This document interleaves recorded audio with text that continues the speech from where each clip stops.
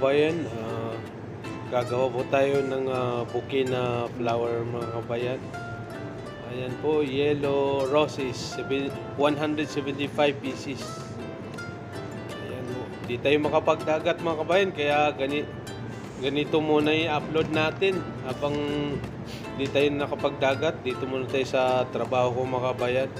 175 ayan pieces mga kabayan, yellow roses. Bawi tayo mga kabayan pag makapagdagat tayo. Dito muna tayo sa work ngayon. Buhay OFW mga kabayan sa Doha, Qatar. Shout out po sa lahat ng mga subscriber ko. Ayan, tapos na mga kabayan, no? Ganyan lang siya mga kabayan, wala siyang balot. Ayan. Sana all.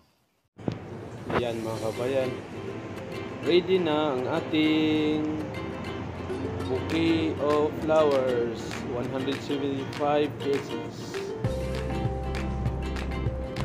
Please like, share, and subscribe, and i-click na rin ang bell para updated ka sa sunod nating mga video. Maraming salamat po. God bless.